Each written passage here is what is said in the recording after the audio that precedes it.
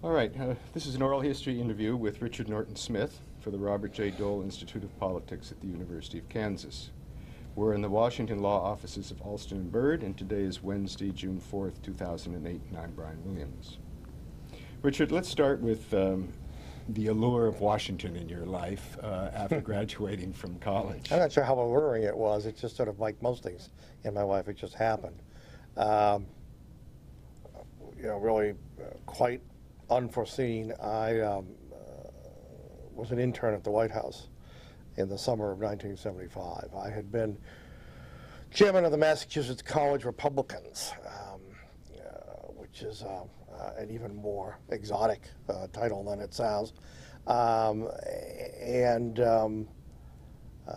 Interesting enough, the national chairman was an ambitious young Texan named Karl Rove, and who I think had more than anyone else to do with the fact that I was part of the intern program.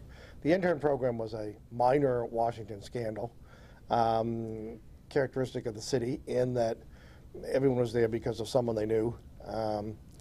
In the case, the person I knew was Karl Rove. So anyway, I had gone to work there and subsequently wrote about the experience for the Washington Post in what was intended to be a humorous piece. And not everyone saw the humor of it, and the program was canceled. And I often have said that if Bill Clinton had only read the piece I wrote in the Washington Post and had the program not been resurrected, history might have been very different. But in any event, paradoxically, that's when I first met President Ford.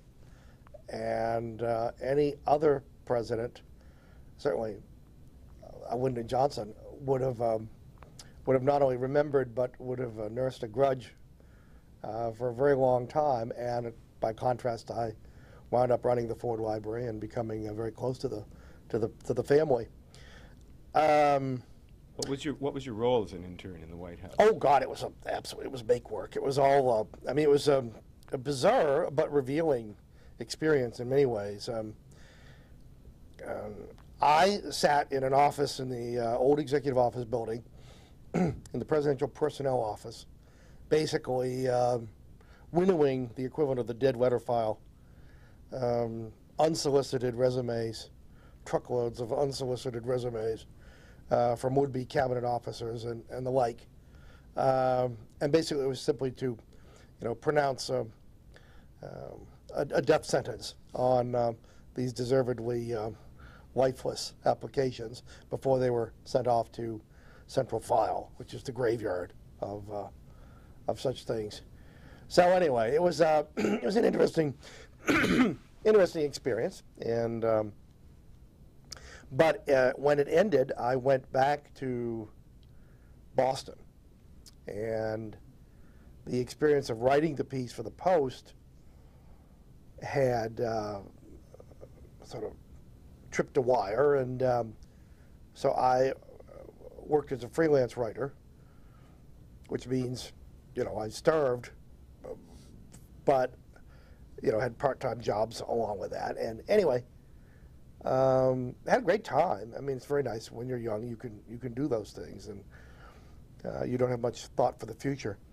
And then in the fall of '76, I had a job interview with Ed Brooke, as senator from Massachusetts, then in his second, and as it turned out, final term, and was not hired immediately. But it's an interesting thing about Brooke. Brooke had an interesting way of approaching these things, because I think he mentally filed people away, and you might not fit into a particular slot at the time, but I think to his credit, presumably if you'd made a favorable impression, he would bring you out of that, and that's what happened to me. I'd originally interviewed for a job as assistant press secretary, for which I had no qualifications. And then I was hired, went to work in February of '77 ostensibly in the Boston office, not Washington, ostensibly as a liaison of a small business community. It was a constituent office, but very quickly turned into his speechwriter. So it was a wonderful education. It was also an education in political adversity, which is best administered when young. You're more flexible, and you can take a few hard knocks, and it's also probably a good thing to go through the worst in your career at the beginning of your career, and by that I mean the Brooke divorce and the family squabbles that attended it. And it was a messy year, and we now know what I only sensed at the time, which was that I think he was really ambivalent about running for a third term anyway. With the end of the marriage, which had really ceased to be a marriage for a very long time, I think he was looking forward to starting a new life, a new family, as it turned out. I think he was probably happier out of the Senate than he had been, certainly for the previous few years. So, in a curious sort of way, I think life turned out well for him. For those of us who were young and inexperienced at this, it was a wonderful education. It tended to bond people. I used to say, you'd open the door every day and you'd look down, you'd see your copy of the Boston Globe, and if the story was above the fold, you'd close the door and go back to bed. If it was below the fold, you know, that was a good day. You go to work. But anyway, I made friends there for life, and but it was interesting because when we lost, which I basically by that point I predicted it, we had a very tough Republican primary challenge. Right-wing radio talk show host, someone who, in many ways, came to personify a lot of the, in my view, unfortunate trends, not just in the Republican Party, but in the political culture generally. And the Panama Canal treaties were the hot button issue that year, and Brooke really tried to straddle it, and ultimately voted for it, and paid a heavy price. But in any event, I said on primary night we're going to lose in November 55-45, which, the luck of the draw, that's what happened to Paul Tsongas. So anyway, we then had 6-7 weeks in which to try to find a job. And I remember organizing the staff. I said, look, we need to go find people who are more depressed than we are, to put all this in perspective. So at lunch we'd go off to the Suffolk County Courthouse to a murder trial and feel at least that we weren't in the docket. So that sort of excursion provided some perspective of its own. But it was interesting because quite soon, I'm trying to think whether it was November or December, I think it was before the end of November that I had an appointment set up with Bob Dole, which is revealing in a number of ways. First of all, that it happened that fast. But secondly, to learn that Dole and Brooke were good friends, obviously respected one another,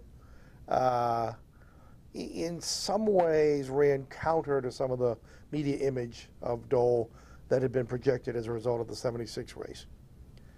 And I remember going in to see him. His AA at the time was Rich Armitage, and went in, had I don't know, maybe 30 minutes, probably closer to 20. Memory plays tricks. It was not a long conversation. Perfectly friendly. And I remember going down to the cafeteria, and within a half hour, Rich Armitage summoning me back, telling me that he wanted to hire me. And I remember thinking, Ed Brooke had many fine qualities, but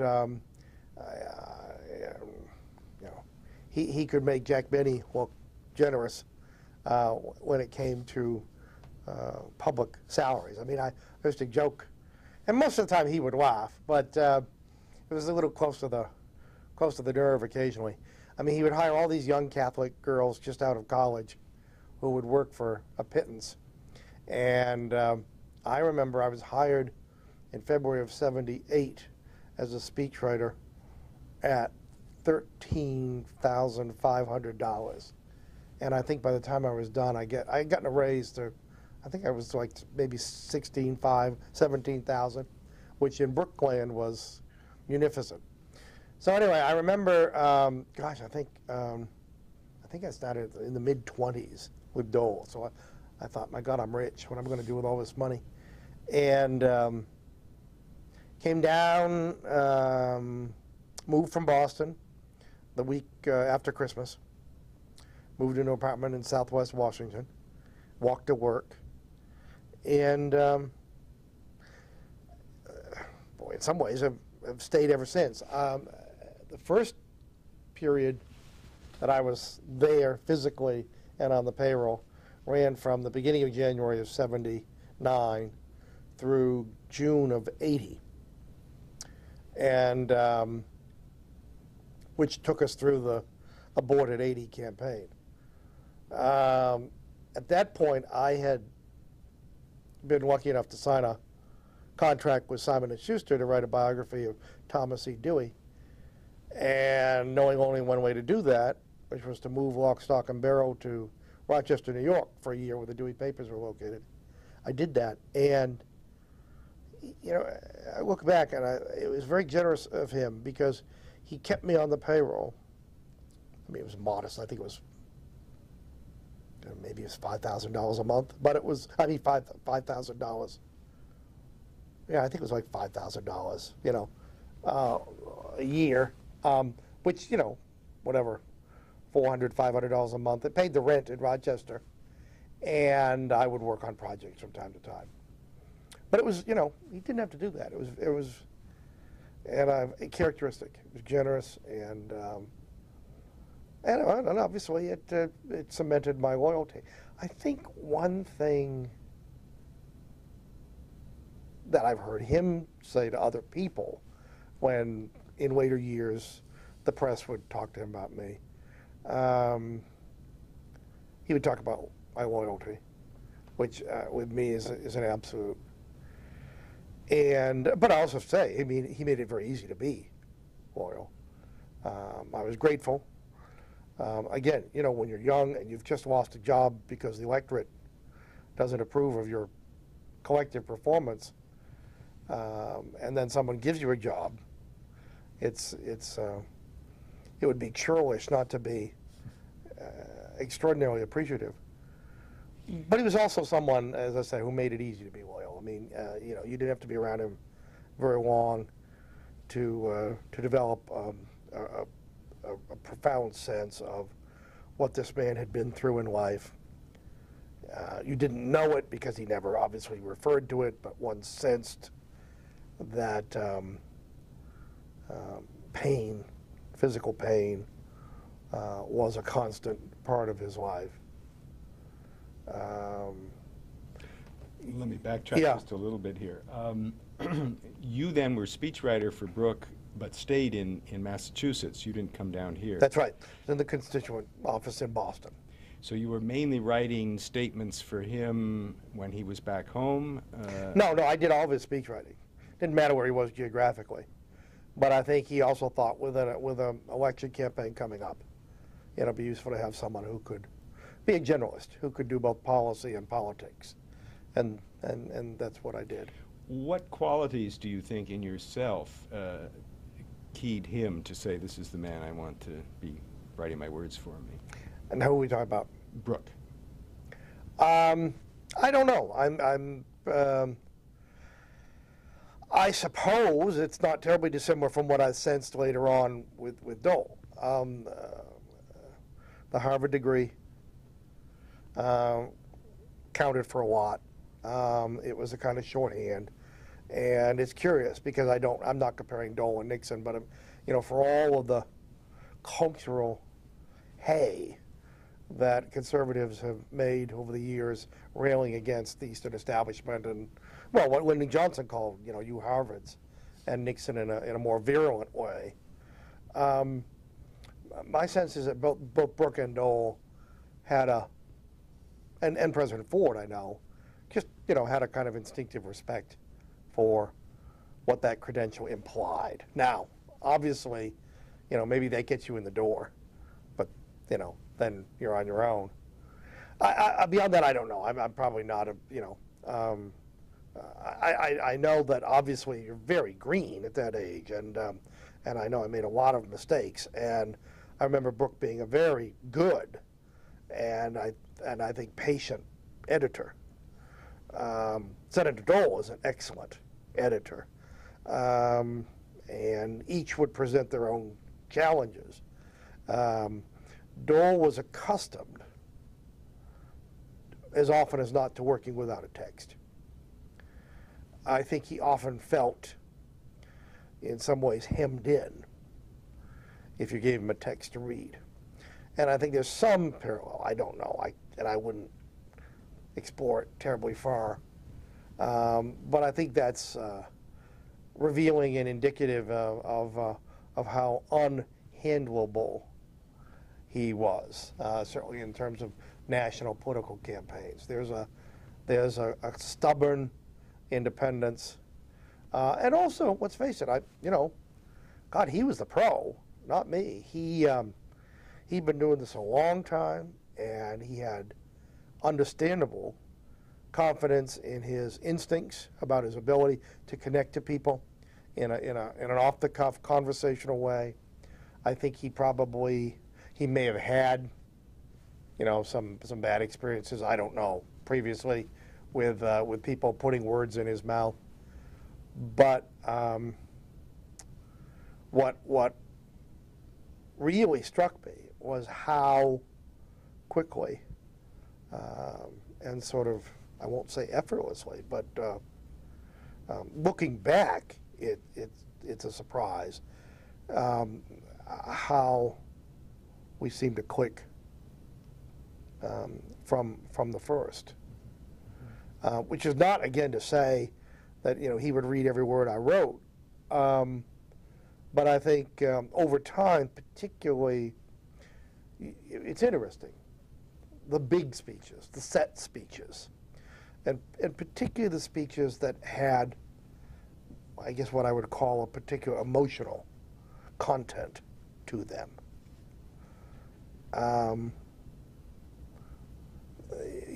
They were in a class by themselves. You find out very quickly, he doesn't do eulogies, because when he does, he tends to be very emotionally affected. And I'm obviously jumping ahead, but I mean, probably the most memorable, single speech was the Nixon eulogy, which was very emotional for me to write, and obviously very difficult for him to deliver. And I've always believed, and will believe to the day of my death, Richard Nixon knew exactly what he was doing when he invited Bob Dole to eulogize not only himself, but Pat. People forget, when Mrs. Nixon died the previous year, there were 4 eulogists. One of them was Pete Wilson, then governor of California, and one was Bob Dole. Well, who were Richard Nixon's candidates for '96? They were, in order, Bob Dole and Pete Wilson. And Nixon saw this as a showcase. But he also knew, because he did very few uncalculated things in his life, he knew for a fact that Bob Dole would not be able to get through a eulogy without displaying his emotions in a way that, although it made Dole uncomfortable, would be profoundly beneficial to him politically, because it showed a side that very few people had ever seen and would humanize him in a way that nothing else could. Just as to this day, when people know of my connection with the senator, they express amazement at his sense of humor. Well, he's been funny in public for a very long time now, but people are still discovering that fact. one thing that all the people around him knew was that the emotions are very strong and they are very close to the surface. And as a speechwriter, you're put in the position of channeling those in ways that are not supposed to produce the,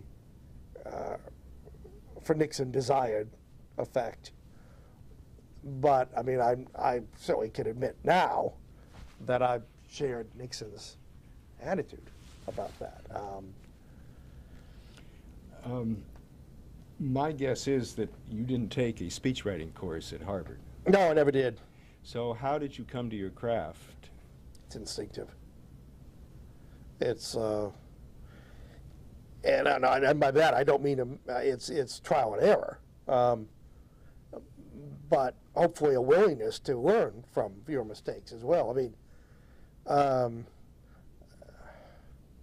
whatever talent you have has to be balanced by humility, and I don't say that in a self-serving way. I mean, because let's face it, the talent is raw and unpolished, and unless you're willing to, as I say, acknowledge error and learn from it. But it was just there. Did you feel that the voice that you developed for Senator Brooke was different from the voice that you developed for Bob Dole? Well, certainly the politics were different, and certainly the priorities in many cases were different. I think a speechwriter, a good speechwriter, is more than a bit of a chameleon. And I've often thought, I don't know whether it's it's a kind of chicken and egg situation. Being a biographer and being a speechwriter, I found to be two sides of the same coin.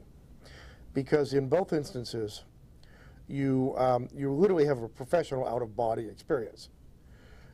You absolutely put yourself aside, and you climb inside someone else's shoes, and if you're good, inside their skin, and you inhabit their world, and however briefly. And because if you're not willing to do that, and it gets back to the notion of humility, it's not about you.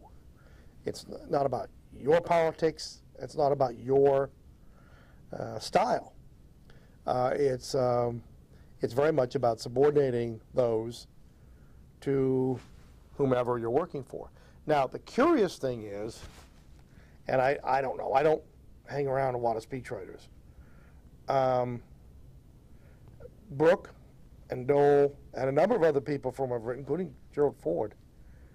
I mean, I've heard from a number of people, including the principals, about my alleged ability to capture their voice. I was conscious of the fact, obviously trying to do that, but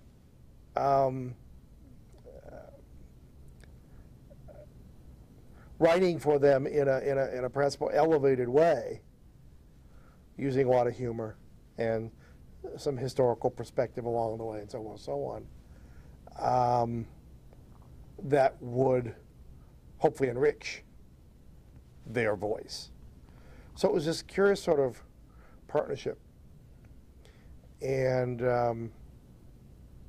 it becomes unconscious.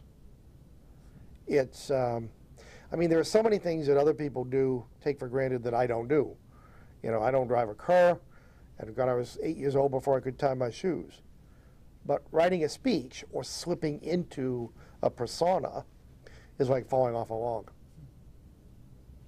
And in preparation, did you read a lot of his, like when you came on staff with Dole, a lot of what he'd said before and so forth, or do you just feel your ways? Yeah, it's very intuitive. It's very instinctive. Of course you research subjects to death. And again, same thing, writing a biography. I mean, you immerse yourself in as much material as possible. But it's, first of all, it's not rocket science. Most audiences want relatively little. They want to feel, I mean, from the political standpoint, they want to be flattered. They want to hear how important they are. They most of the times want to know that the speaker is in sympathy with them. But above all, they want to walk out of the room believing that they have just been given a privileged glimpse of the real fill in the blank. Someone they see all the time on the tube, someone they quasi think they know, and now in this personal exposure, they want to either have that confirmed or be surprised or something. It's much more an emotional than an intellectual experience. Now, at its best, it's both. But Dole instinctively understands what a great many speakers don't.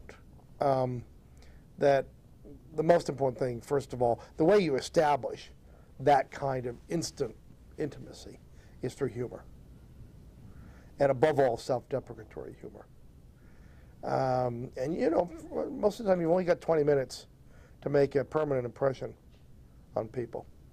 So there's a great economy involved. And so did you feel like you wrote laugh lines for Dole?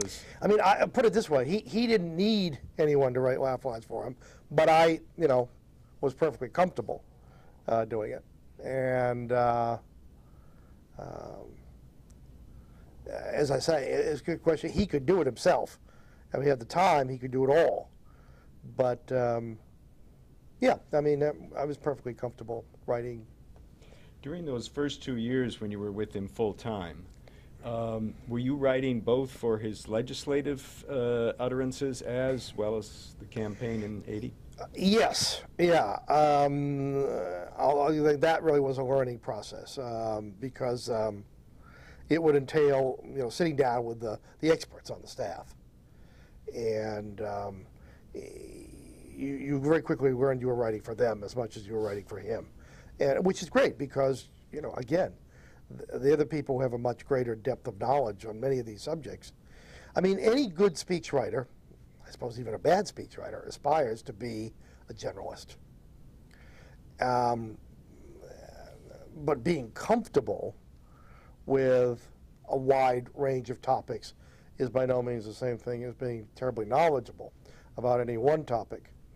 So fortunately, another thing that stood out about the Dole office, and for that matter, the Brooke office, I was lucky. I had two offices in which both senators were justifiably known for hiring first-rate people. There was a lot of talent around Dole, and I think it served him very well, and I think it particularly, you have to remember that you know, I was there initially when the Republicans were still in the minority, and it was all a very different world after November of 1980, when I think he really came into his own on many levels.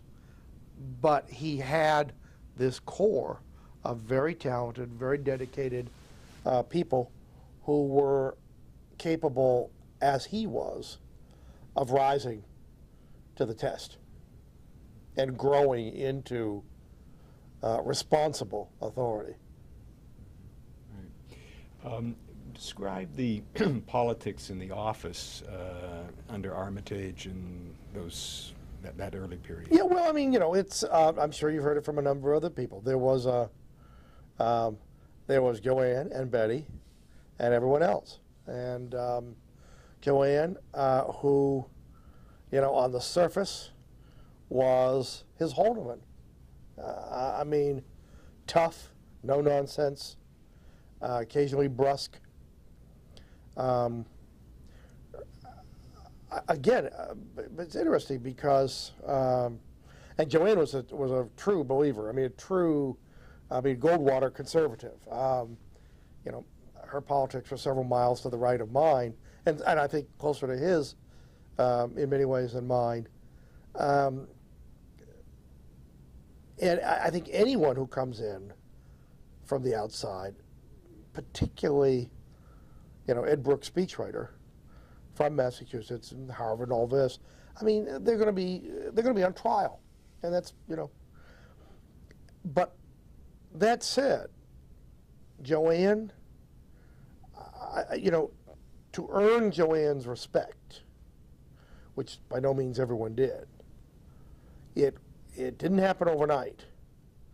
And I think it ultimately happened probably when I was away, but on call. I think the first thing, the most important attribute to her was loyalty.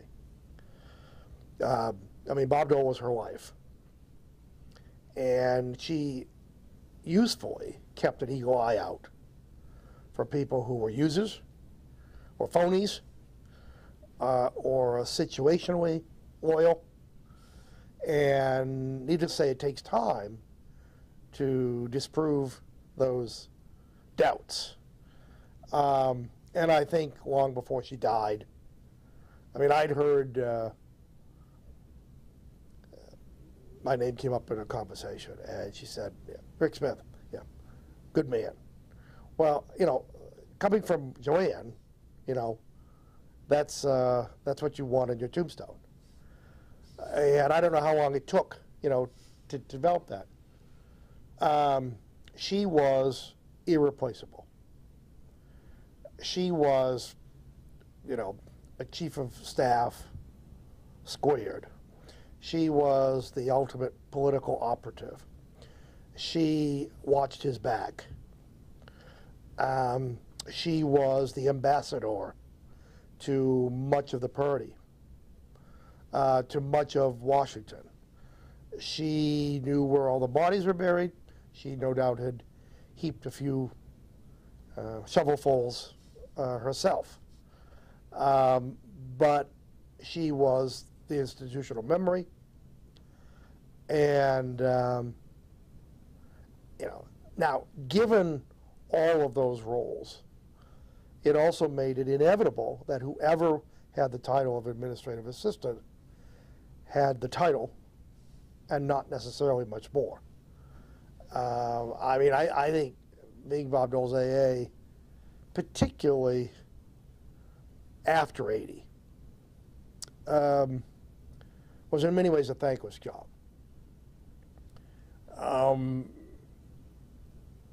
Because as the demands grew, as the visibility grew, as the opportunities grew, it really meant that Joanne's role was all the greater. Joanne really was a national figure, and it would take a very unusual kind of individual to comfortably accept that division of labor in the office. And it was something of a revolving door. Betty was, it's funny, Betty and Joanne are spoken of like Lewis and Clark. In fact, Betty and Joanne, could have their own differences based upon their proximity and, who was more loyal and who was more dedicated. And Betty would get flustered, and Betty would complain, and Betty would voice her displeasure with something he may have done or not done. I don't think I ever heard Joanne say anything critical. But in Betty's case, it was blowing off steam, because she was every bit as dedicated, and she was there on weekends, and, her life, too, was Bob Dole. And they had this wonderful kind of running gag. She blew off steam. He cracked jokes about it. And anyway, it was, from what I could tell, at least, it was a very successful relationship. But clearly, those two women were more than gatekeepers. Now, that said, he wouldn't have, I don't think he would have wanted or settled for gatekeepers. He was someone who was constantly on the prowl. You never knew when you look over his shoulder, and he was there. The inevitable "what's cooking" greeting. But he was not someone, and I often thought, had he ever gotten to the White House, he, I think, in a very unusual way among presidents, would not have fallen victim to the bubble. I suspect he would have spent as much time on Capitol Hill as he did in the White House. And in the White House, he'd be prowling around, trying to find new information that he could put to use. So the press section, where I was located, was the last room in the office.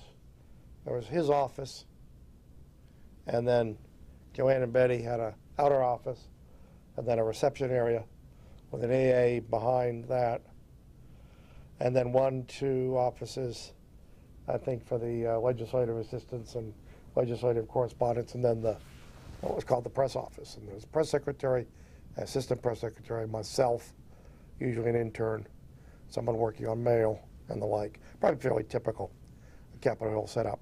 Now, that was in '79 and the first half of '80.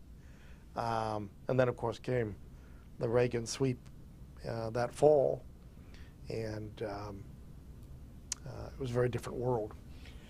Before we move to that different world, how did Sheila Burke play in as another strong woman in this landscape? I didn't see that much of Sheila, just because there tends to be, I think it's unintentional, but probably unavoidable, a kind of gulf between the personal office, the Kansas office, if you will, and the staff folks. I was certainly aware of Sheila and was, very impressed with her every time I saw her, and sensed that she was a very significant figure on the policy side of things. Didn't know a lot about her background, but it did not go unnoticed that Dole. I got to know a lot about his mother, and it was very clear to me, at least, long before I worked with them on the biography, that he had grown up with a very strong female presence, and indeed, in a way that's unusual, I think. And I don't want to sound deterministic here, but it's not difficult to trace Bob Dole's defining qualities to each of his parents. I mean, he clearly got his father's sense of humor and the kind of comfort level with anyone.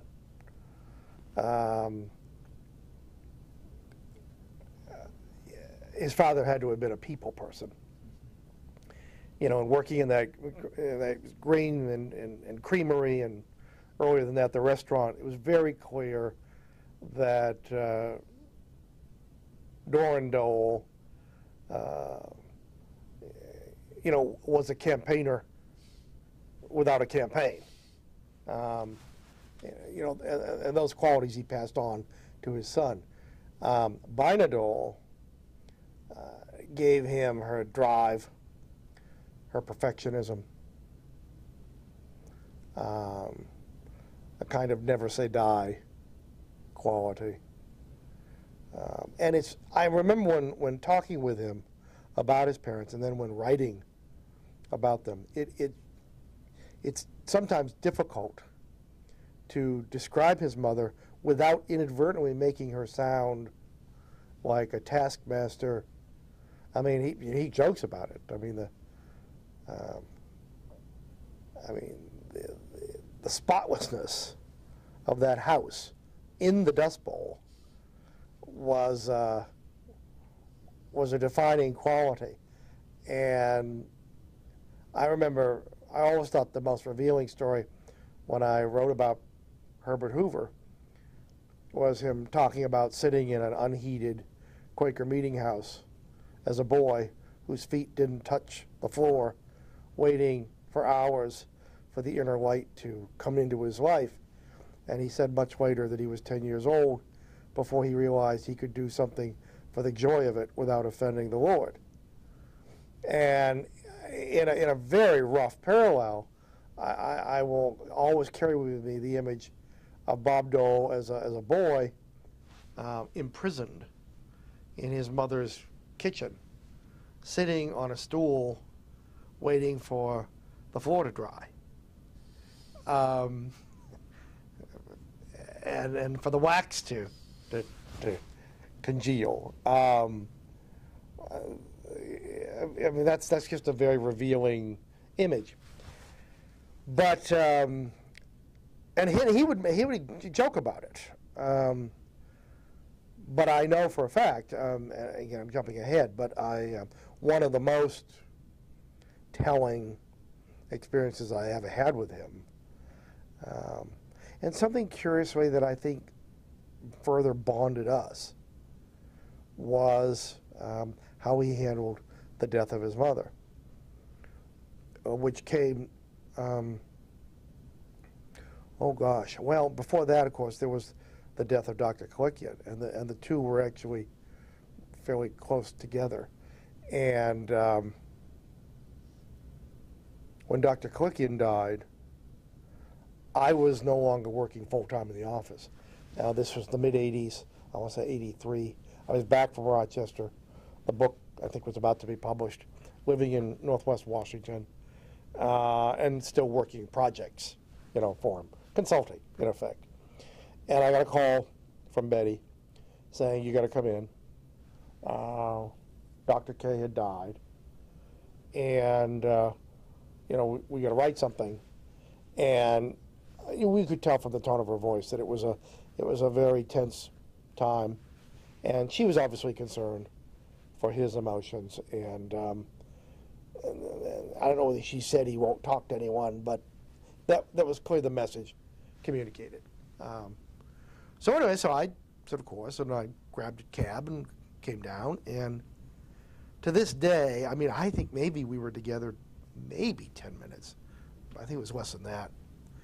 And it was, again, it was this kind of shorthand. A speechwriter has a very singular kind of relationship, which, oddly enough, oftentimes, the more successful it is, the more fraught it is with unexpressed resentment on the part of the speaker. Because the better you make them sound, quote, you make them sound,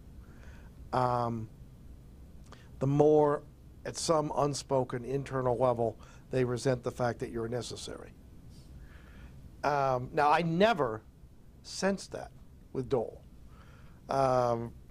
which is, again, it tells you something about him. But we had reached this point where he didn't have to tell me much, and I basically could imagine what he would want to say. And I went in the office, I went out, I sat down, I typed out something. It was one draft, made a few corrections, left it with Betty, left. And by the time I got home, that's an hour later, the phone was ringing, and a member of the staff, who shall remain nameless, said, "Have you heard?" I said, "No, what do you mean?" And this person proceeded to narrate what had happened. The senator had taken the statement, he'd gone over to the floor. As it happened, I think Jesse Helms was speaking. I don't know whether he was filibustering, but he was holding forth. And he willingly yielded the floor to his good friend from Kansas, who got up and started speaking. And I had concluded, being a New Englander, you love Emerson and you love Frost. Well, I didn't give Emerson very often to Senator to quote, but on this occasion I had a passage from Frost, a poem called "Nothing Gold Can Stay." And he got to the poem and he broke down. And started again, and broke down. And it's at those times when you do realize the Senate's more than a club. At those moments, it's a family.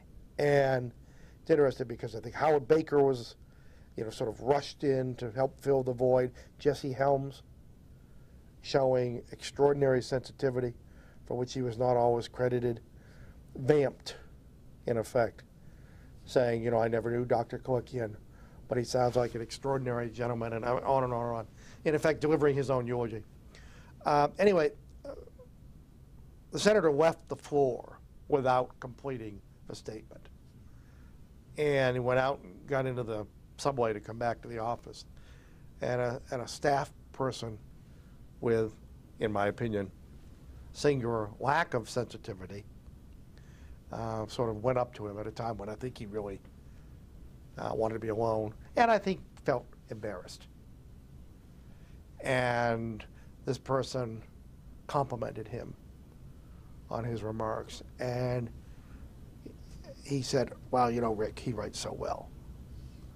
Well, first of all, that was an incredibly gracious thing to say.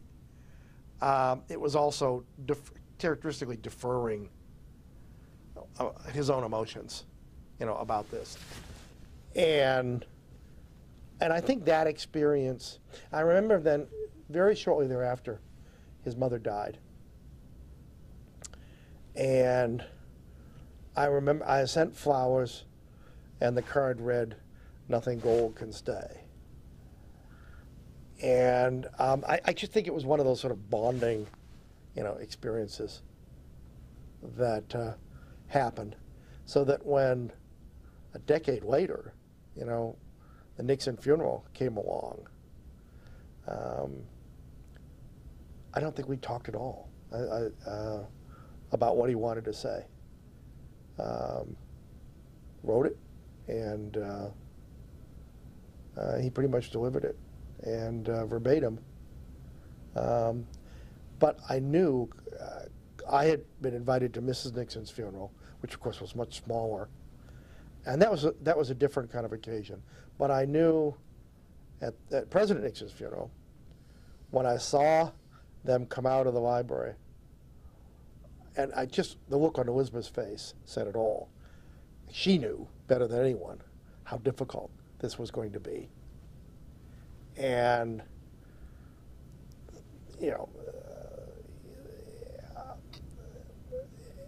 it turned out to be every bit as difficult as she imagined, but as I believe Nixon imagined, it also turned out, at least in the short run, to be a very positive experience for, there were 33 million people who watched that service. And I'm sure millions of them saw a side to Dole that they had not imagined was there. I'm always struck by how Ed Muskie's career was ended because he dropped a tear. Well, and not only that, you're right. You're absolutely right. Muskie in the famous incident outside the, I guess it was in Nashua, where he was criticizing the Union leader, I think quite justifiably. 4 years later, people forget, but Dole broke down in the wake of his selection, and a couple of days later, at Ford's insistence, they had this great homecoming in Russell, Kansas. 10,000 people around the courthouse lawn, and Dole got up, and as he told me, he saw someone in the crowd who had put money in that cigar box, 30 years earlier, and he lost it. And you're right, the contrast between the political price that Ed Muskie paid, although I think maybe it's been exaggerated in the retelling. I think there are other factors at work undermining his inevitability. But nevertheless, you're absolutely right. It was commented on in a way that was markedly different. And I think the reason, I don't think the culture changed that much in 4 years. In a curious sort of way, it was counterintuitive. Bob Dole was seen as this tough guy. Some thought a hatchet man.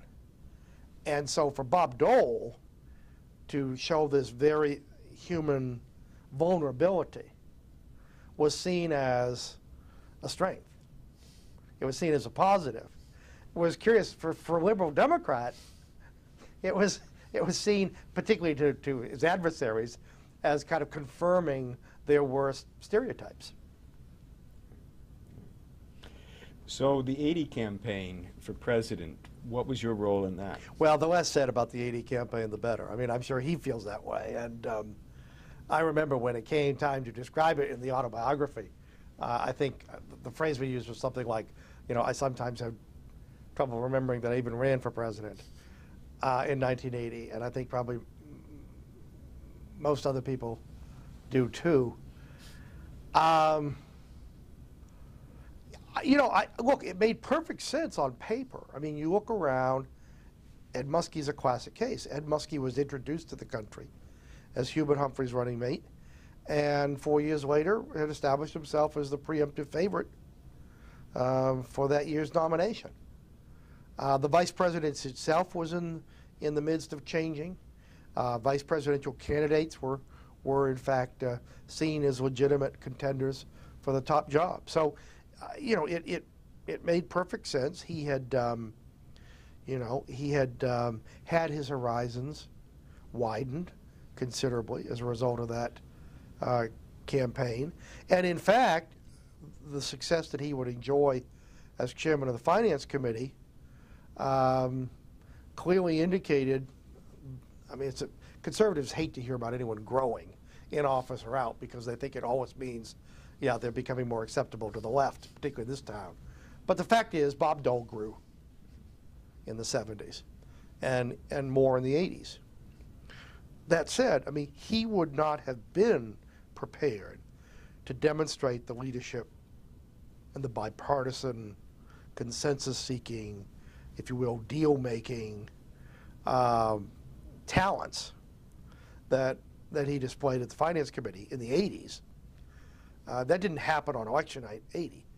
That was the result of a process, in my opinion, that had unfolded probably since the day he walked in the House of Representatives 20 years earlier. But I think the 76 campaign, in a paradoxical way, advanced it considerably. In the short term, there's no doubt that he paid a price for that campaign.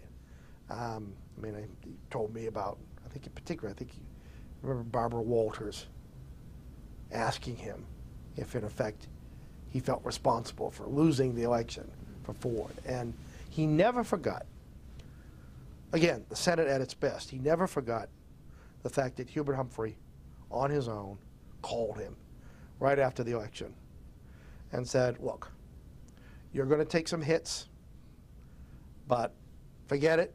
You did exactly what you were asked to do. You did everything and more that you could do for that ticket. And never forget that. And he never forgot Humphrey's generosity. Of course, Humphrey knew where he was coming Humphrey from. knew exactly. I mean, and Humphrey, he probably was, the subtext of that was, you're probably lucky not being vice president. Although being Gerald Ford's vice president would have been very different from being Lyndon Johnson's. But clearly Humphrey bore scars for the rest of his life. And indeed, in talking to Walter Mondale, I mean, it became very clear. I mean, I would argue that Mondale was probably the most successful vice president of modern times.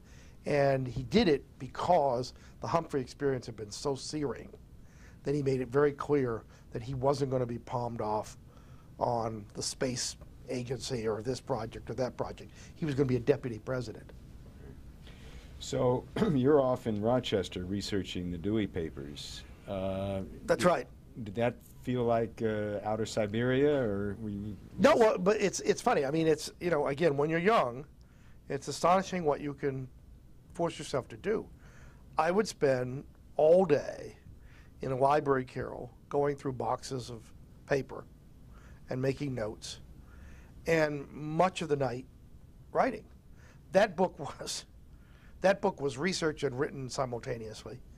It's a 700-plus page book, and we cut 60,000 words with over 1,500 footnotes.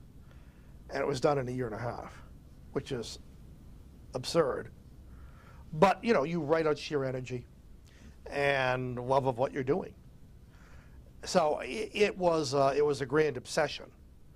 And, you know, I didn't hear from Washington very often, which again made it all the more generous that, in effect, he carried me, you know, on the payroll. So you didn't feel like your reputation was slipping much because you were out of the picture for that period? No, and I never worried about my reputation anyway. And what was the allure of Dewey? Why Dewey? Oh gosh, well, a number of things. First of all, no one had done it. I had a sense of, God, I don't want to say protectiveness, but I had, my intuition told me that there had to be so much more to this guy than the little man on the wedding cake, so much more than the '48 election. And indeed, you know, I'd done my thesis at Harvard on Dewey, and not a word of which survived into the book, which is a good thing. But there comes a time when you almost unknowingly turn a corner, and the very sort of almost protectiveness and certainly obsessiveness that drives you, at least me, I only know one way to write a book, it takes over your life. And at the same time, you realize you have obligations not only to your subject, but also to your readers. And somehow you have to be obsessive and objective at the same time. And again, it's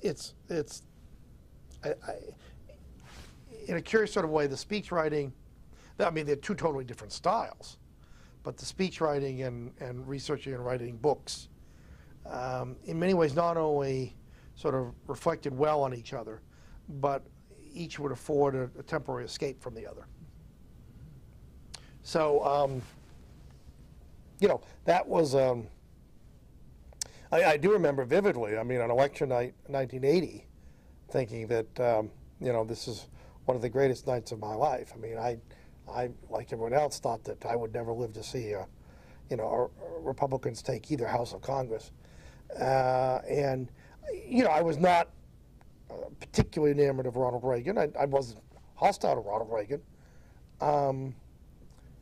You know, my politics were to the left of Reagan's.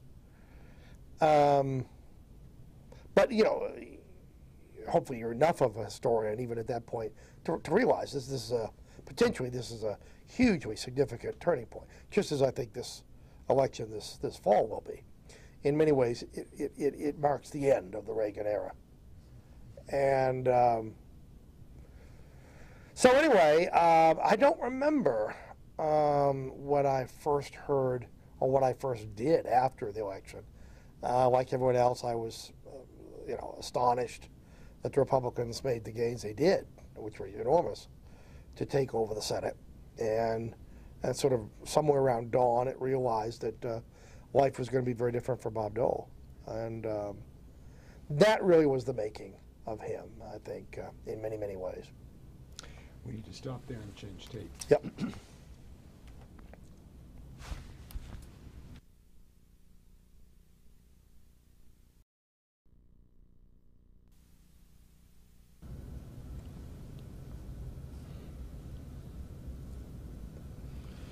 Okay, let's pick up the narrative here. Right. So anyway, I was in Rochester for 1 year, so I think June of '81. I returned to D.C. and was on the payroll. I guess you could call it in a consulting role, but also did some additional consulting for. I was writing some speeches for people at the White House and had a contract at the Republican National Committee. The project I remember, gosh, there were a couple radio shows. I remember, now I remember specifically writing, he had a kind of a point-counterpoint with Ted Kennedy. I don't know how long it lasted. You know, I was involved, I want to say, for less than a year. But again, revealing, because they They obviously enjoyed each other. You know, this was there was a little bit of obviously not only give and take, but one-upsmanship involved. But it was very clear that you know, that there was a really close friendship between the two men, and that there's a certain amount of pose involved in setting each of them up as, you know, the prototypical liberal and conservative.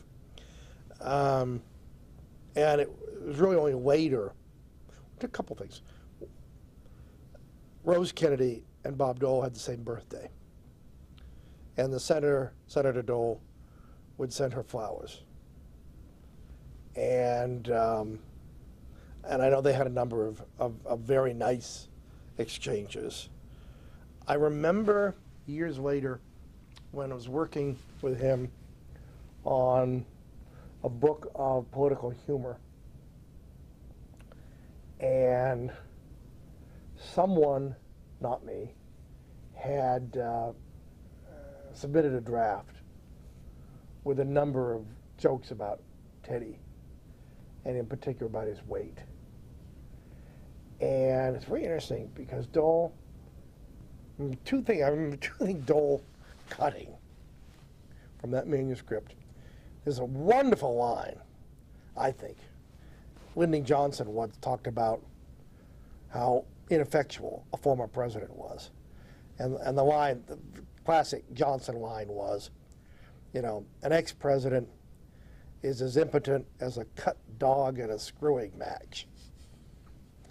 Now, I think that's classic Johnson. Dole cut it because he thought it was in bad taste. But equally revealing, he cut the Teddy weight jokes. And that told me something about not only his sense of what was appropriate, but more to the point of the real affection that he had for Ted Kennedy and the sensitivity that he has for people. But that was a very special relationship, and you know, clearly they were on opposite sides of the pole, but in critical ways, they were absolutely like-minded in their insistence that the point of being in the Senate was not simply to issue press releases or beat your breast or declare your ideological purity. All of that went with the job. But at the end of the day, you were judged by what you accomplished, by what laws you wrote, by what honest budgets you devised. You were there to get things done. And the political theater could be entertaining. It was certainly inescapable, but it should never be confused with why the voters sent you there. And I think if you look at Dole's career in Washington, it is fascinating on a number of levels, but above all because it spans the transformation in so many ways of how people run for office, of how they get elected, of how they communicate through the media, and of how they define their job. And obviously, the transformation of the party, the redefinition of conservatism. And I think in many ways he was, like his compatriot, George H.W. Bush, in other ways, so many respects, his cultural opposite. But they, I think, were both fundamentally serious about government, and they saw no conflict between being serious about government and being true blue conservatives. It's the difference between a minimalist and a nihilist.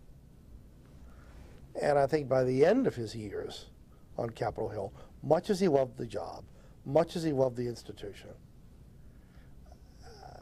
it must have been extraordinarily difficult and awkward and frustrating and trying of his patience for a man whose patience was limited to pretend to take seriously the Gingriches and others of his ilk, for whom political theater often took the place of legislating, for whom it was not simply a means to an end, but all too often it appeared to be an end in itself. It has struck me as we've gone through these interviews that we really are chronicling that major transition. Yeah. That's one of the themes that emerges so clearly. Looking back with your experience in other eras, has there ever been one so marked by strident theater and so forth, do you think, in the past? Or is this kind of a new phenomenon? Well, the Senate has always been a theatrical place, and indeed, people who wax nostalgic about the good old days are recalling the endless filibusters and the melodrama.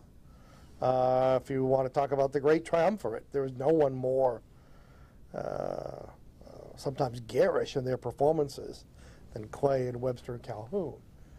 The difference was that the theater was an inseparable part of legislating, and you were playing to the galleries. What's changed are the galleries. And instead of a few hundred people in the room in their Sunday finest come to watch a show, it's the internet and cable TV and people who confuse political analysis with shouting at the top of their voices. There is an ugliness about the political process. It's not debate. It's often name-calling and posturing, and people who succeed by their ability to exploit rather than bridge differences. And I've often wondered, because he was the man as responsible as anyone for bringing cameras into the Senate. I've often wondered if you gave him a shot of sodium pentothal, whether he really thinks, in retrospect, that it was a good thing for the Senate. I'm not talking about anything else. Because I think you can make a strong case to the contrary. Just one footnote here. In terms of those 19th century people whose oratory was so magnificent and whatnot, do you think they had a sense that they were talking beyond the gallery, that their words would live on and whatnot, or was it very much quotidian? Oh, no. They understood that everything they said would be in, if not the next day's newspaper, the day after. They were speaking for effect. They were speaking to unseen crowds. There's no doubt about that. And in that sense, there's a parallel. The difference is that the unseen crowds, even those who disagreed with what they were reading, were all, in a sense, speaking the same language. They were all part of the same process. They were all observing the same rules. By the 80s, the 90s, and today, it's a much more anarchic environment. Blogs presume to speak with an authority which may or may not be earned, and which is often more disruptive than constructive. And so you have these parallel, I won't even call them debates, and in a curious sort of way, the echo chamber, it's those outside the chamber who aren't always listening to what goes on inside the chamber. If anything, it's been reversed. People inside the chamber are often reacting to what's outside the chamber, the external debate. Some of it on TV, some of it on the web, but there's a kind of role reversal in many ways. And much of it, by no means all, but much of it is trivial. Most of it, certainly in terms of the 24/7 news cycle, is stunningly superficial and all about black hats and white hats and oversimplifying. I mean, campaign coverage is a scandal in this country. And, you know, obviously the Senate is not a vacuum. Let's pick up the thread. Dole is elected leader in '85. Yeah. And then becomes a bona fide candidate for president in '88. So where did you fit into that pageant?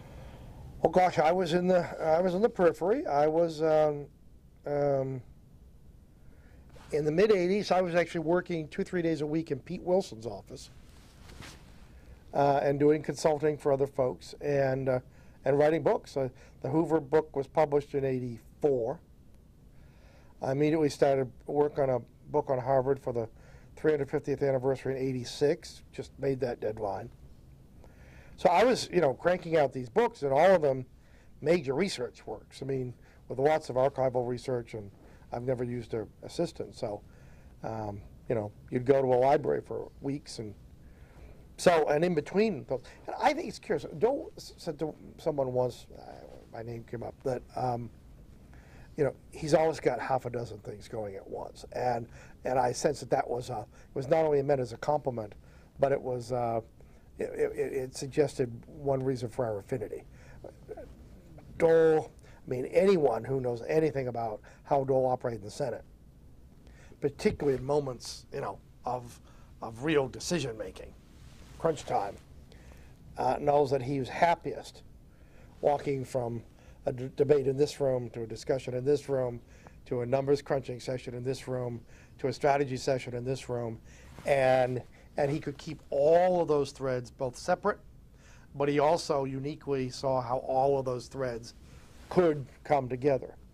And so I think in a curious sort of way, I think you know, that was one thing we had in common. He thought I worked all the time, which is something that he finds admirable. And so, you know, we had those qualities in common. The other thing that I will say, and it really came to the fore in '96, because I'd never done it. This is a town, and again, I don't want to sound like I'm patting myself on the back. I never thought to do otherwise. It just wouldn't have occurred to me. But this is a town where, you know, it's been a long time since FDR said the formula for the perfect staff assistant was a passion for anonymity. And let's face it, for a long time now, speechwriters have been public figures. I was very old-fashioned about that. I thought that was fundamentally disloyal. And I thought, more than that, it was totally self-defeating. Because if you have a speechwriter out front as some sort of independent commentator on what he or she has written, it defeats the whole purpose. And it intrinsically diminishes the speaker. I don't know how you get around that.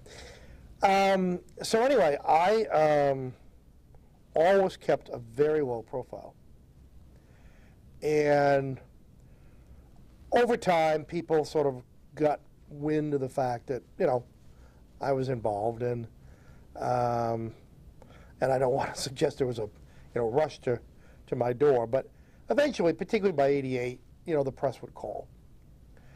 And I tried to be polite, and I would never talk. I regarded Bob Dole and Elizabeth Dole, for whom I was writing by that time as well, as friends. and friends don't divulge private conversations. What would the press typically after? Oh gosh, well, you know, there are all sorts of things. I mean, everything from a particular speech and its genesis and to campaign strategy or anecdotes, just, you know, character study. You know, it wasn't in the nature of headline-making news, but it was exactly the kind of let your hair down, tell us what he's really like, which, you know, I wouldn't do under any circumstances.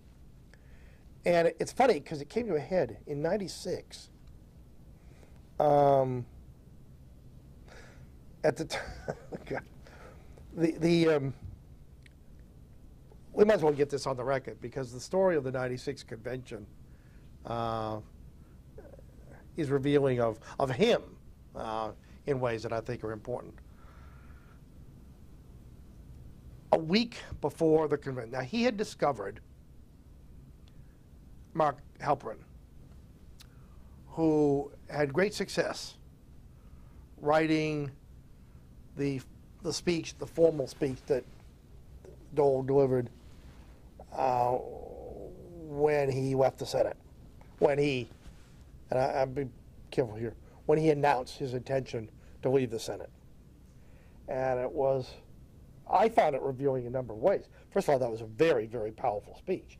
Secondly, he read it word for word, which told me again, you know, not only how important the occasion was, but that when the occasion was important, you know, Dole would, in effect, discipline himself to.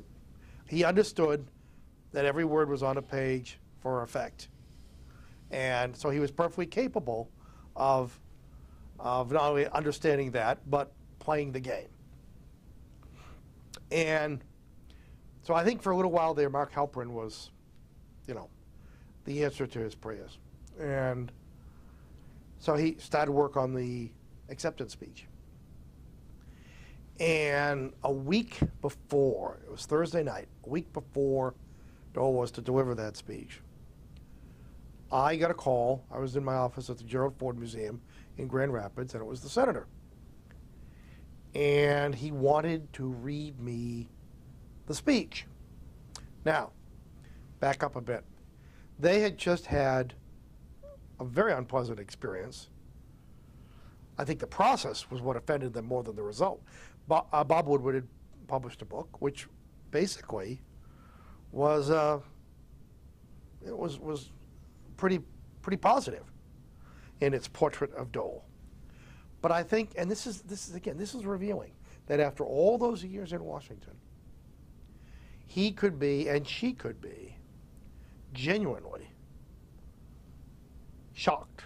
This wasn't Claude Rains shocked, you know, at Rick's place in Casablanca. This was authentic astonishment and disappointment that people that they had trusted with the leadership of the campaign served as some of Woodward's leading sources.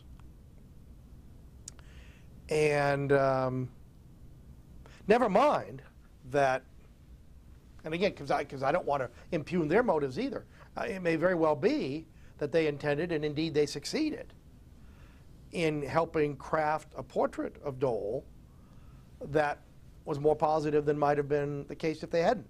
Nevertheless, the thing that stuck in their craw, collectively, the Doles, was that folks around them whom they regarded as political intimates, and in many cases personal friends, had spoken out of school.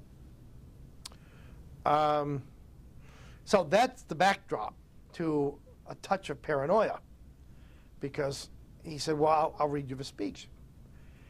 And I thought, to make it convenient, I said, well, Senator, you know, we got a fax machine here. I'm all alone. Let me give you the fax number. You can fax it to me and we could talk.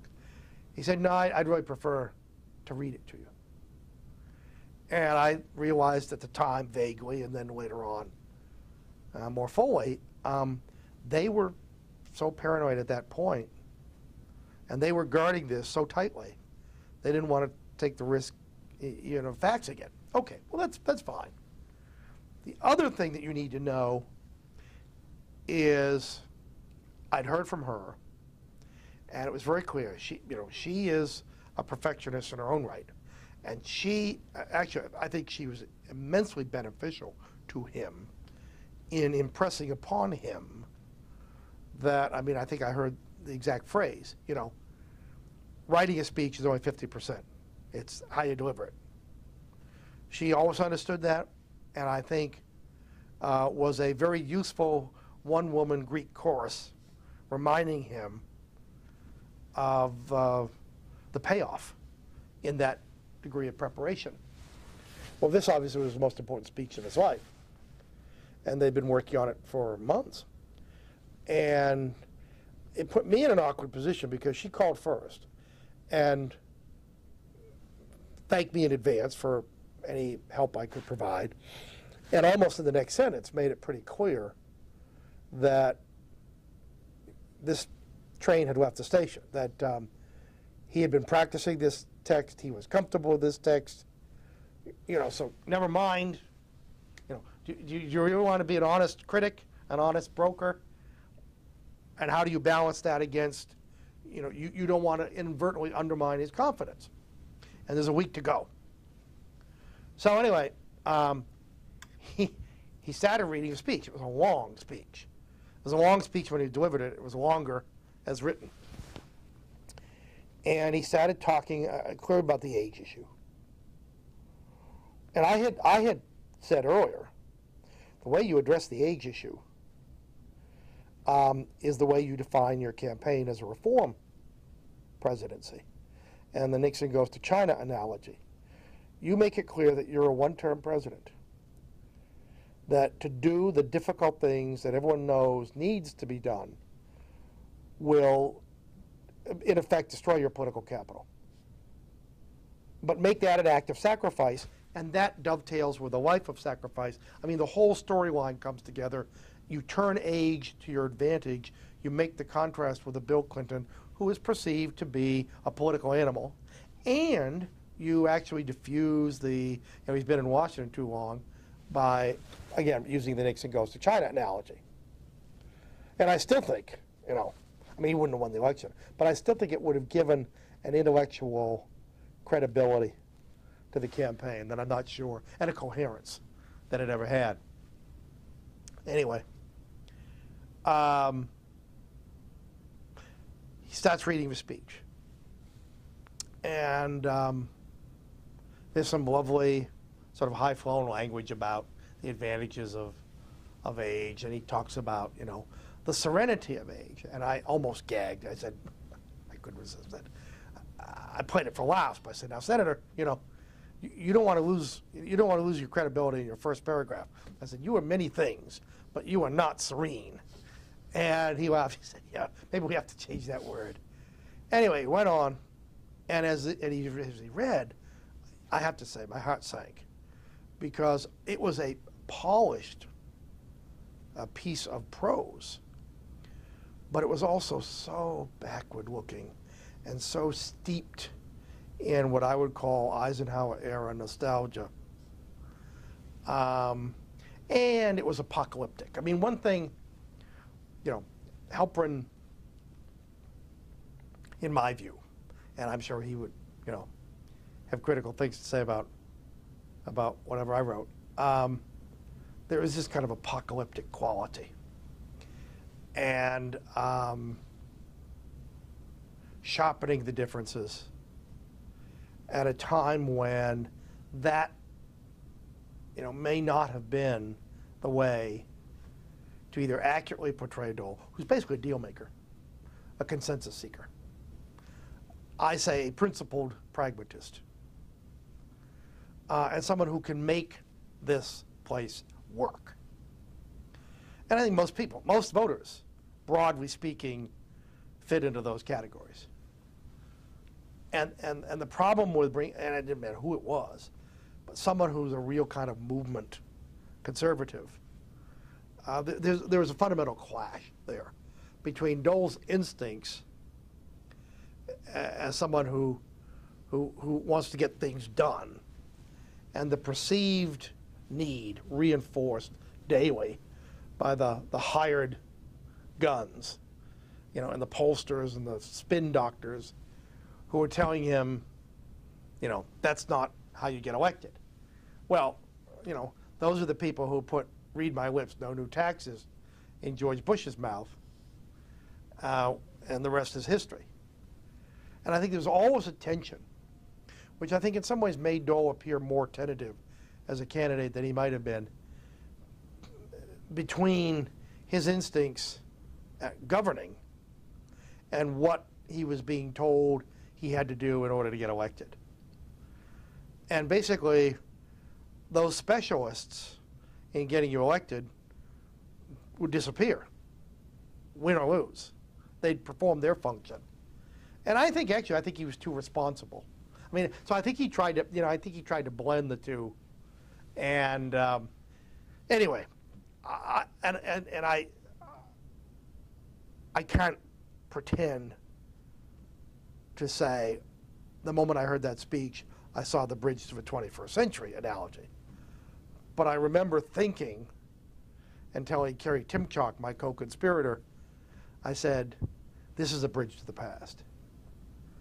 And you know what the Clinton campaign will do. Now, it may be intellectually dishonest, but it was politically hugely effective, because most elections in this country are about the future. And I said, if you want to subliminally reinforce the age issue, no one will have to say Bob Dole's too old to be president. People will say implicitly Bob Dole's living in the past.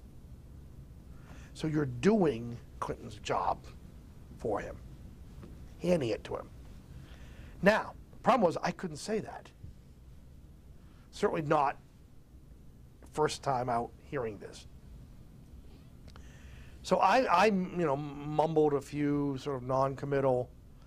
I mean, I didn't want to lie, but there was a lot of good material there, and I emphasized that. And I said, well, you know, and I think he suggested that maybe I ought to talk with Kerry. Kerry was also someone he really felt had his interests at heart. Someone who didn't have an agenda of his own. And in a curious sort of way, when you're outside the office, I mean, this has been said before, you know, when you're outside the office, you're Einstein, you know. When you're in the office, you may be a goat. But I think, you know, he looked at people, he had a curious attitude. I mean, I think there was, I don't want to exaggerate it, but I think there was a real sense of pride that he felt in people who went on to success. And, you know, I don't know whether it was, you know, kind of a almost paternalistic feeling, but, you know, he really, you know, and I hope he does. I hope he's taken over the years some real satisfaction in knowing, I mean, how many Dole people there are in this town and elsewhere who bear his stamp and, you know, who hopefully make him proud. But I think Kerry was someone who, about whom he felt that way. So Kerry and I talked, I don't know whether we talked that night or the next day. We were of one mind, but we were in an impossible situation. We had, this is classic Dole. I mean, I have to back up now because the backdrop to this is probably the most important story I have to tell. It concerns a memo, unsolicited, that I wrote in the spring of '96, contrasting his performance in that campaign with that of '88. And if you remember, the folks around him, particularly Maury, and again, I don't want to single her out. I mean, she clearly wasn't the only person who was making this pitch. And no doubt there are lots of reasons why they believed that this was the way to go. But they were clearly trying to position him as a social conservative, someone who could rally a party that was very different from what it had been in '76 when he was on the ticket. And I always thought his greatest asset was his authenticity. And that includes what others would see as inadequacies or deficiencies. He's not slick. He's not polished. He's not naturally eloquent. But he is himself. And, you know, almost always, in his own words, you know, he could communicate everything he needed to communicate. He didn't need a speechwriter. He could communicate a command of any subject, the best of intentions, the knowledge how to get something done, you know, if people were willing to work together, and all of that.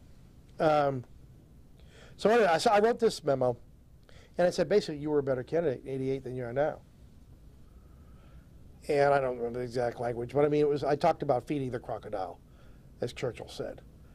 Because, you know, you can throw one sacrifice after another to these folks. And obviously, you know, there's a little bit of the Rockefeller Republican in me when I wrote the memo.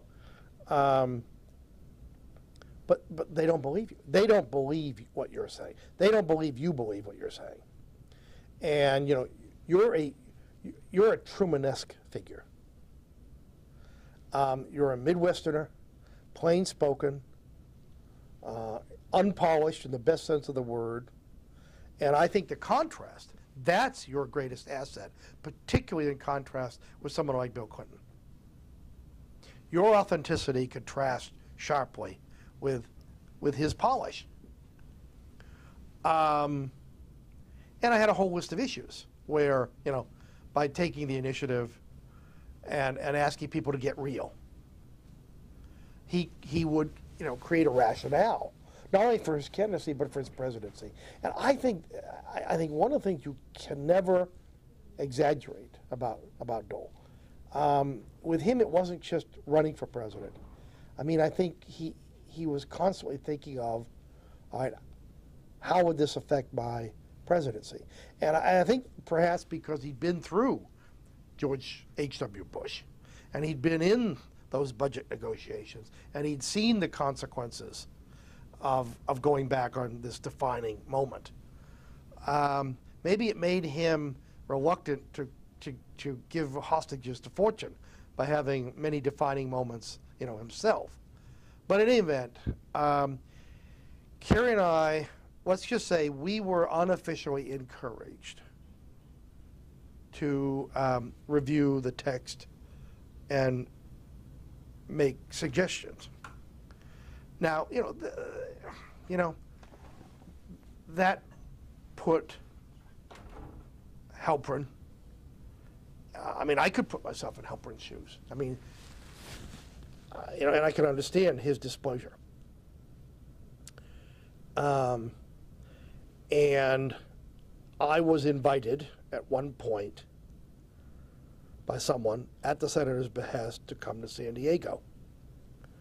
And I said, absolutely not. I said, first of all, if word gets out that I or anyone else am there, Halperin might just walk out of the room and out of the city. And that would be very unfortunate for you. And secondly, to the extent that I can be of any value, it is that I'm absolutely invisible and that I'm 2,000 miles away in a place that no one would ever look. And anyway, Kerry and I did extensively rewrite the text. And this is only secondhand, in some cases third hand. I think they were knockdown, drag-out sessions that went on out there. And we did get some of the nostalgia out of the speech. It was more of that than anything we put in. And we wrote a new ending. Now, the problem was, and I'll never forget, because I said, I always thought, what Dole needed to do, the whole synergy of biography and the future, is, look, folks, I understand you, and I understand people who have it tough. That's where I came from, and without shamelessly exploiting it, my experience in the hospital after the war gave me an insight and an empathy that's unique. And it was always implied, but they never, so the biography stood alone. Rather than exploiting the biography, in the best sense of the word, to convey a kind of empathy. I mean, the curious thing, Clinton is always talked about as the great empathizer. And the single greatest frustration of being around Dole is Dole is one of the most empathetic people I've ever known. And I'm not denigrating Clinton's. I'm not suggesting it's a zero-sum game. But it's a side of him that very few people were allowed to see. And it seemed to me that that speech was the perfect opportunity to do so. But at the end of the day, the other problem with the speech was it was, as originally drafted, in my opinion, it was a Jeremiad against the 20th century. In an apocalyptic tone from someone who was profoundly morally offended by the direction that the culture had taken. Now, all of that is perfectly admissible, but that's not, particularly if you have a reputation as a dark, brooding, not particularly sunny individual. And I just thought, this is just a disaster waiting to happen. This is going to reinforce the worst of the stereotypes. So anyway, the ending, which was tacked on and felt tacked on, but nevertheless is what got quoted, I finally got a few paragraphs at the end, which were positively Reagan-esque. And the line was, he said, I'm the most optimistic man in America. And that was a direct outgrowth of his life experience. Now, if we could have developed that even for a few more paragraphs, as it was kind of, there was this, 90% of the speech was the most pessimistic man in America. And then all of a sudden at the peroration, you announced that I'm the most optimistic man in America. And it was not much of a transition. But anyway, and the interesting thing is the next day on the front page of the Times, the headline is, Dole, quote, the most optimistic man in America. So they picked up the line. By that time, I understood Mr. Herbert had, in fact, stalked out of San Diego. Angry, feeling probably betrayed. And I thought, I thought to myself, buddy, get real. Your name isn't on the ballot. And unless this, speech writing thing is a kind of ego trip, you need to understand what every good speechwriter understands day one, which is it's not about you. You're a facilitator.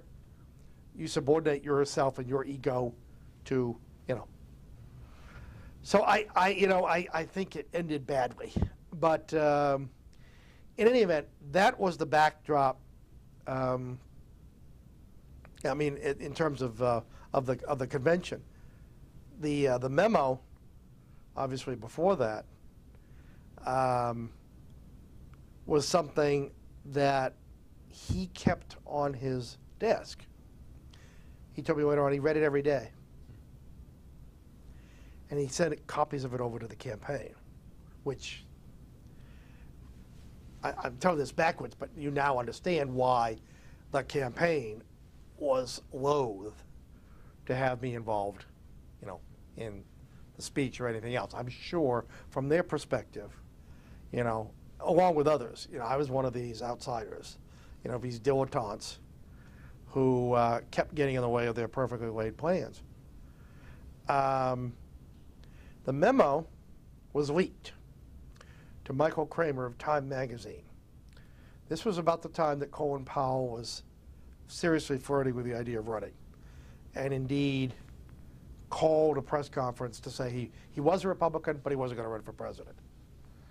And in that story, Michael Kramer sort of told the story of Powell's decision, but really segued into what it meant is Dole was the prohibitive favorite. It had been leaked to Kramer, who contacted me at the Reagan Library, and I was naive enough. I was astonished, and I didn't want to talk. But Michael's a very good guy, very professional guy,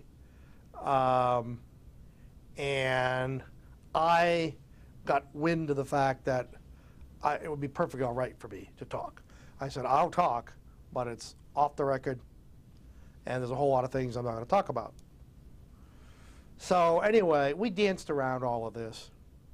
Turned out that, in my opinion, I don't know, I've never asked him, I think Dole leaked the memo. He wanted to send a signal, particularly to Republican governors, in effect saying, look, I don't believe all this stuff that I'm saying, you know, I'm still me. Which, you know, again, works in a legislative setting behind closed doors where the entire electorate consists of 100 people, maybe 50 on your side. It doesn't work in public. You can't get away with it. And I will never forget the very mixed emotions I felt the following Sunday. He was a guest on This Week with David Brinkley. And George Will, who was married to Maury Massing, Will, without disclosing that fact, brings this up and quotes from my memo and says, you know, this guy Smith says you were a better candidate in '88 than '96. Perfectly fair question, you know. I mean, I think it would have been nice if there'd been some full disclosure in terms of all of this. But anyway, and Dole minimized the memo and described it as free advice. And then, of course, backtracked, said, but he's a good friend of mine. I mean, it was so clear that, you know, he was trying to touch all of the bases and send signals inarticulately. I mean, you know, it was like smoke signals, you know, so that everyone would understand what they were supposed to understand. But it wasn't very effective, you know, and he was cornered. And I didn't take it personally. But it was interesting that he wanted that advice, and he was as responsive to that advice. He didn't want to run the campaign he was running. And he has said subsequently, volunteered the observation. I thought at first it was just, he was, you know, doing the political thing, sort of flattering me. But he did it 2 weeks ago at the press club, out of the blue. Used the example of the check from the log cabin Republicans that they noisily returned. And afterwards, he thought it was a mistake. It wasn't Reagan-esque. I mean, as he said, you know, like Reagan. I mean, my attitude was, if you want to support me, then I'm glad to have your support. And I'm not in the business of turning away supporters. And also, I think it was the classic kind of wedge issue that he was uncomfortable with. There's a decency about Bob Dole, which I think is offended by some of the things that he was told he would have to do to win. So, in any event, I always felt that there was a real cognitive dissonance about that campaign. It wasn't simply badly organized. I think in many ways it was badly organized. I don't think the rationale for that campaign was ever spelled out, particularly to anyone's satisfaction, including his own. And he has subsequently told me he never should have run that year. His year was '88. And you agree? Yeah, I wouldn't presume to say he shouldn't have run in '96, but I do think that '88 was his year. Which makes all the more remarkable a loyalty that he gave to George H.W. Bush. not many people who had won Iowa and were told by their pollster at the end of the week, you're going to be president, going into the New Hampshire primary, only to have your rival's surrogate, in this case Governor Sununu, who played the heavy very well. I mean, he took relish in sticking it to the Dole campaign.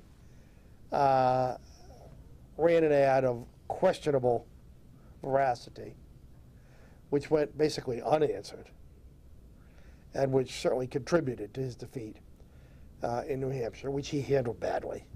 But I mean, given all of that, not many people would have been able to put it behind them, let alone give the man who beat them the kind of unquestioning loyalty, a hell of a lot more than Newt Gingrich and the House Republicans gave to Bush. And part of that's generational. Part of it is Bob Dole was of a generation that believed if the President of the United States asked you to do something, you saluted and considered yourself extraordinarily fortunate.